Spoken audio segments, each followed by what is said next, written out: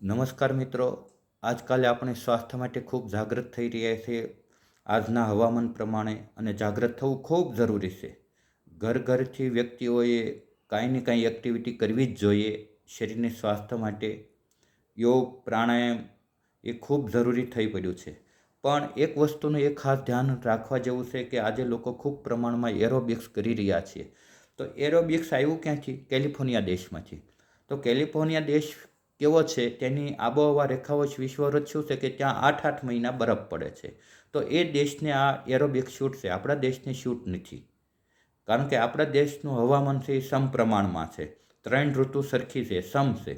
જેથી કરીને આપણા દેશમાં એરોબિક્સ કરવાથી આપણી અંદર વાયુનો પ્રકોપ થાય, જેથી કરીને એડીના દુખાવા, ઘૂંટણના દુખાવા, પિંડીના દુખાવા, ગોળાના પ્રોબ્લેમ, કમરના દર્દ, મણકાના પ્રોબ્લેમ, ગાદી ખસી જવી, સર્વાઇકલના પ્રોબ્લેમ, હાથ પગના દુખાવા, માથાના દુખાવા, અવળો ગેસ થવો, આ બધા વાયુનો પ્રકોપ થાય. અને તેની સાથે સાથે પછી એ વાયુ પ્રકોપ કંટ્રોલ ન થાય એટલે પિત્ત પણ વિકૃત થવા લાગે છે. તો આપણા દેશની આબોહવા પ્રમાણે આપણે એરોબિક્સ માત્ર ને માત્ર 10થી 20 મિનિટ જ કરવું જોઈએ.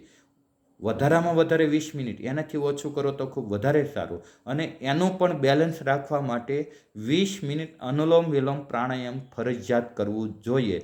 તો આપણને વાયુના પ્રકોપ થવામાંથી આપણે બચી શકીએ અને આપણે રોગોના ભોગ ન બની શકીએ.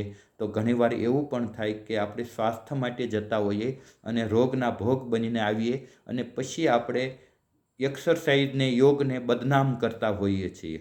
તો બરાબર સમજી વિચારીને યોગ, પ્રાણાયામ, એક્સરસાઇઝ કરવા. તો આવી માહિતી મેળવવા માટે અમારી ચેનલને સબસ્ક્રાઈબ કરો અને આવી નવી માહિતી માટે તમને નવા વિડીયો મળતા રહેશે. નમસ્કાર.